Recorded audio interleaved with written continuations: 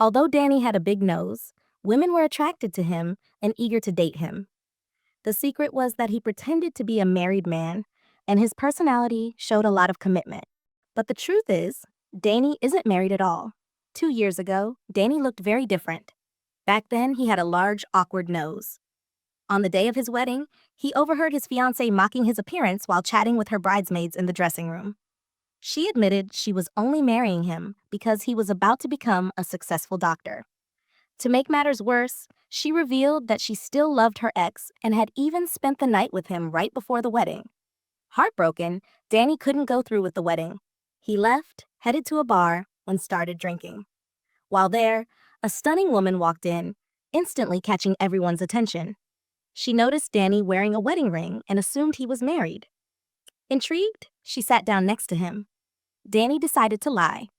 He told her he was married to a woman with a difficult personality, but stayed in the marriage because he had adopted 14 children and wanted to provide them with a home. The woman was deeply moved and, despite knowing he was married, offered to help him. That lie became a turning point for Danny. From that day on, Danny discovered that pretending to be married made dating easier. Women admired his commitment and didn't cling to him afterward. Now Danny is a successful cosmetic surgeon who runs a clinic with his assistant, Catherine. Unlike Danny's chaotic personal life, Catherine is a divorced mother of 2. Together, they encounter all sorts of cases in the clinic, from botched surgeries to patients with unusual requests. One day, Danny attended a party where he met a beautiful woman named Palmer. They connected instantly. But the next morning, Palmer found Danny's fake wedding ring and confronted him. Shocked and hurt, she accused him of being married. Danny tried to explain, but she didn't believe him and stormed off. Later, at the clinic, Catherine noticed Danny was stressed and told him, "You're pushing yourself too hard. No wonder these things happen." Danny continues pretending to be a wealthy and flirtatious man, mingling with others as part of his act. On the day of the meeting, Catherine, his assistant, arrives in style. She's dressed to impress and even has a bodyguard with her. Palmer, Danny's new love interest, immediately assumes Catherine is his ex-wife. As soon as Catherine sits down, she starts playing along, acting flirtatiously. She's ready to fully embrace her role as the jealous ex-wife. Danny and Catherine exchange playful insults to keep up the act. Danny accuses Catherine of being on drugs, while Catherine fires back, saying Danny spends all his time hanging out in bathrooms and compares him to a decoration on a toilet. Their banter confuses Palmer, but the meeting appears to go well enough. Then Catherine gets a call from her kids, and Palmer overhears. She's surprised to learn that Danny's ex-wife has children. This revelation makes Palmer more interested in meeting the kids to see if Danny's story checks out. Annoyed but out of options, Danny begs Catherine to involve her kids in the charade. Catherine refuses at first, jokingly calling it child labor and reminding Danny she doesn't owe him anything. When he threatens to expose one of her secrets, Catherine reluctantly agrees. She negotiates with her kids, offering bribes to get them on board. Her daughter is the first to agree, but only after demanding a trip to Hawaii. Danny bargains her down, offering a game console and 5 games instead. She finally agrees, though not without some attitude. They all meet at a children's amusement park, where Danny tries to keep things under control. However, Catherine's eldest daughter gets bold and confronts Palmer, saying, "You're the one trying to seduce my dad." Danny quickly pulls her aside, reminding her to stay in character. He even offers more bribes to keep her in line. Meanwhile, Catherine's younger son adds his own touch to the chaos, delivering witty remarks that leave Danny scrambling. The group arrives in Hawaii, greeted by the sight of beach swimsuits and scenic views.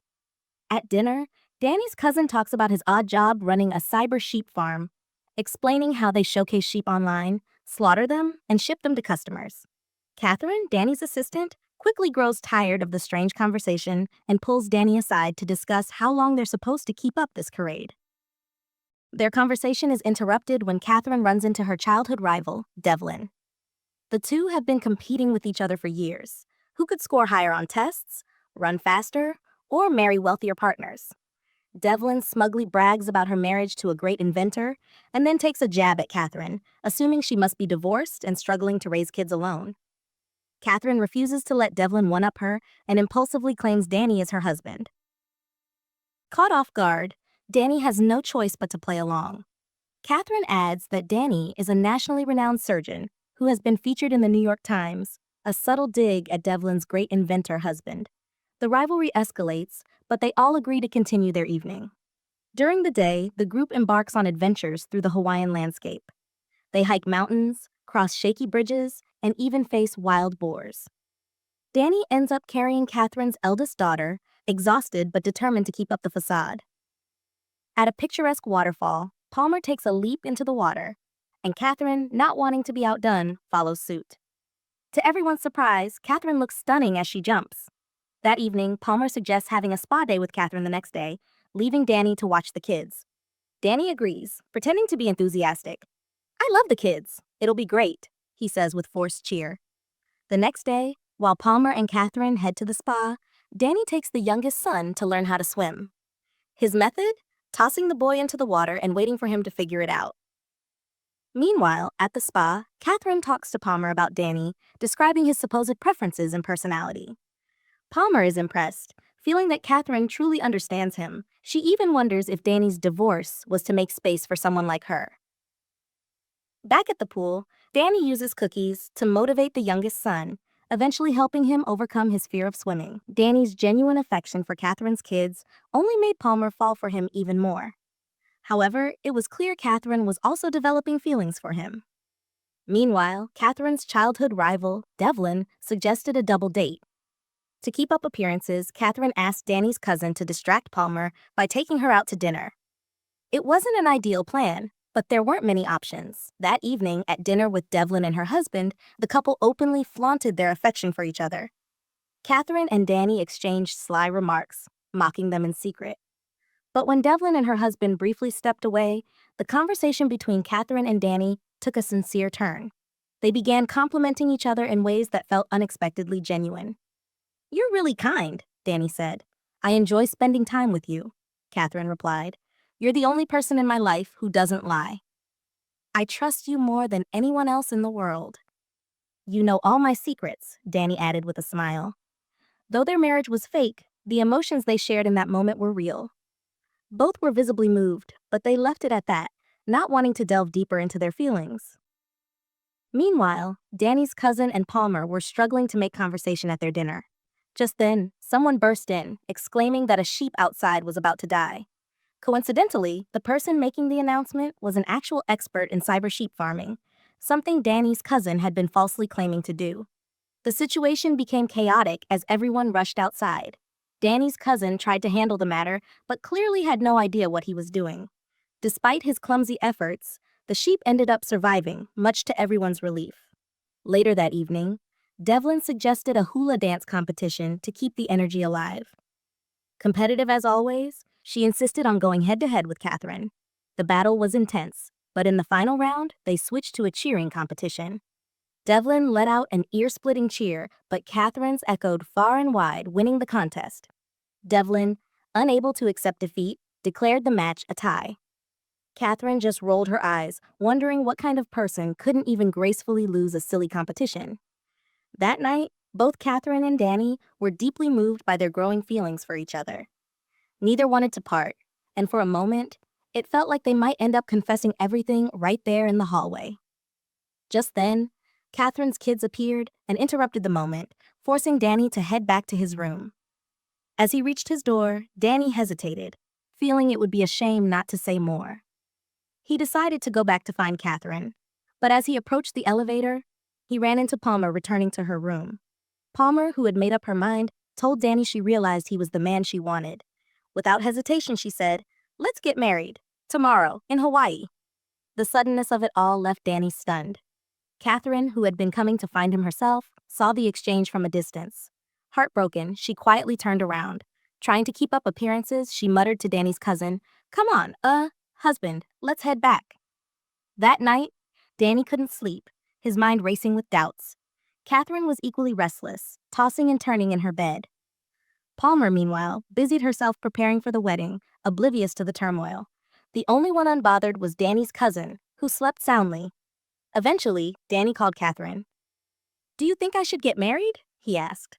"Why are you asking me?" she replied, trying to sound indifferent. "I'm afraid it might make things awkward between us." "It won't. Once this is over, I'm resigning.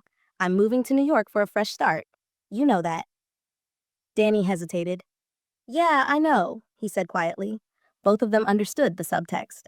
Catherine admitted she couldn't keep waiting around. She had 2 kids and couldn't afford to play games. She wished Danny a happy wedding, her voice tinged with sadness. The next day, Palmer approached Catherine, visibly nervous. She confessed that she had doubts, feeling that Danny's heart still belonged to Catherine. You two are perfect together, Palmer said. Every time he's around you, he lights up. Catherine shook her head. No, you're the one he wants. You're the perfect match. Palmer thanked Catherine, though it was clear she still felt uneasy.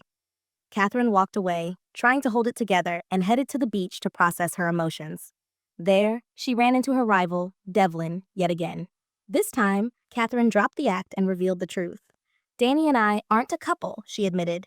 It was all fake. He's marrying someone else. Devlin, taken aback, confessed something of her own. Her husband was gay. Catherine laughed bitterly, realizing how absurd both their situations were. I always wondered why he practiced cracking coconuts with his butt, Devlin muttered. Just then, Danny appeared on the beach, surprising Catherine. I need to talk to you, he said. I told Palmer everything. She's with the kids now, figuring things out. Danny finally opened up to Catherine about his true feelings. I believe marriage should be with someone who understands you, shares great chemistry, and most importantly, loves you enough, Catherine said nervously. What if we rush into this and you regret it later? That won't happen, Danny reassured her, his voice steady. You're the only person I've ever wanted to take seriously in my life. But Palmer is so beautiful, so hot, Catherine said hesitantly. She's not you, Danny replied with a smile. And the kids? What about them? Catherine asked. I get along with them too, Danny said, teasing. For 23 hours a day, I want to argue with them. And the other hour? Catherine asked, smiling softly. In that hour, everything just works out, Danny said, his eyes full of affection. In the end, Danny and Catherine's fake relationship transformed into something real. They became a true family, built on love and trust. On the flight back, Palmer met someone who shared her values and ideals, suggesting she'd found her own path to happiness. Soon after, Danny and Catherine got married in a beautiful ceremony surrounded by their loved ones. The movie is packed with humor, but it also carries heartfelt moments that resonate deeply. It's a story about finding love where you least expect it and learning to embrace what truly matters.